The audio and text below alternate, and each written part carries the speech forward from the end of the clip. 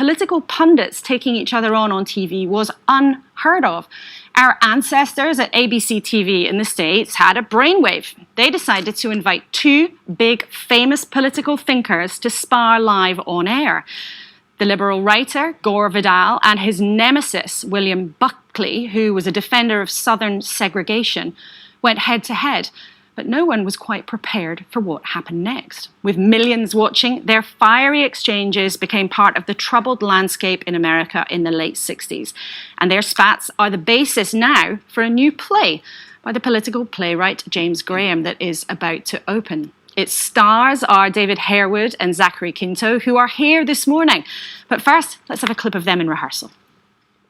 I don't think it's right to present Mr. Gore Vidal as a political commentator of any consequence, since he is nothing more than a literary producer of perverted Hollywood-minded prose. Now, Bill, careful now. I'm almost through. In every sense. As usual, Mr. Buckley, with his enormous and thrilling charm, manages to get away from the issue towards comedy. He is almost always on the right, I think, and always in the wrong.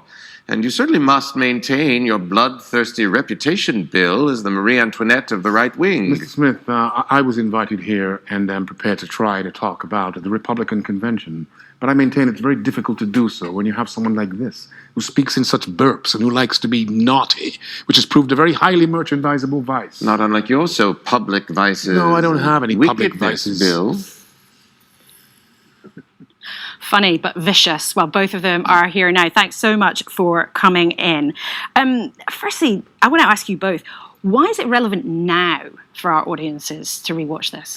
I mean, sitting here listening to all of you debate the issues of the day, I feel like these conversations can really be traced back to this moment in media history when this decision was made to bring opinions into a format that had never really made space for them before.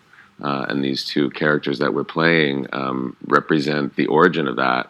And then it's so relevant to trace where it led us and where I think we've arrived. Absolutely. I mean, you've basically got someone on the right and someone on the left. And we are living in a very, very polarized world right now with very little sort of intellectual or sort of discourse between the two. We are almost further apart now than I think we've probably ever been, and I think this documentary or this play really points to that moment and brings it to the fore. Who would they be now, though? So they were these huge political thinkers. Do you see people in our modern discourse, either on this side of the pond or the other, who could actually take on these roles? Because there's lots of shouting. As you were just saying, I think there is, being here, coming from the States, I will say it feels like there's perceptibly more of an integrity in your conversations about politics and about the landscape. I think where I've just come from and where I live, there's been an incredible denigration of the conversation to a dangerous degree, actually. Dangerous. Oh yeah. I mean, yeah. If you just look at what's happening now, I feel like violence is being incited left and right in our country in particular. So I don't know. I mean, I think the thing about Gore Vidal and William F. Buckley is no matter where you fall on a political, ideological spectrum, they both believed passionately and argued substantively about where they were coming from, which I don't think is as true today. Well, let's have a clip of how they actually spoke to each other. To the point of the American democracy and some is you can crypto-Nazi express any some point of view you people want. Nazi. Shut up a minute. Stop calling me a crypto-Nazi. Let's stop calling I'll names. you in and your let's get, goddamn face, and you'll stay plastered. Gentlemen, let's Bill. Let the let's author Myron go back to his pornography. I'm going to sock you in the face. I mean, it's obviously, brutal, isn't it? That moment there was really in the heat of battle, and that's the moment that I think the character I play, William F. Buckley, probably regretted for the rest of his life, really, right. Where he let his cool slip. But prior to that, the debate was very much a battle of ideas and actually quite humorous. And the two of them are great wordsmiths. And they also all looked like they were kind of enjoying it a bit. Exactly. I want to ask you about playing that character, though, because obviously he was taken to task over some of his racist attitudes, his defense of the South and defense of segregation. How did the conversation go when you were asked to play it? Well, I mean, at first I sort of turned it down. Did you? Yeah, I couldn't quite see how I could could get there. But I think it's important as an actor that you don't necessarily judge your character that you're playing. So I had to sort of find out about him and delve into his politics, and really try and understand him and try and find a way into his humanity.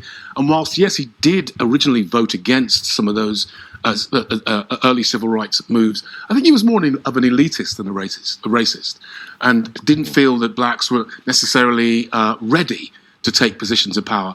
And once he actually saw how articulate and how brave and how forward-thinking and progressive many black Republicans were, I think he very much did change his tune. And throughout the 70s, I think he actually predicted that there would be a black president before Kennedy actually. So he went on a journey. He did go on a journey, and he did moderate his position. And actually, once he saw how violent Southern segregationists were, he very much changed his tune. Zachary, just finally to you, a lot of our viewers will know you, of course, from being Spock in Star Trek. Our new Prime Minister, we know, is a Star Wars fan. I'm told he has watched some of Star Trek, but he's really a bigger Star Wars fan. But I just want to ask you about that. We have our first British Indian Prime Minister in this country. Americans, there's been some commentary saying that, well, there's been a backlash, that Britain has had some racist feelings towards the new PM that's been really denied by people here. But how would you see that?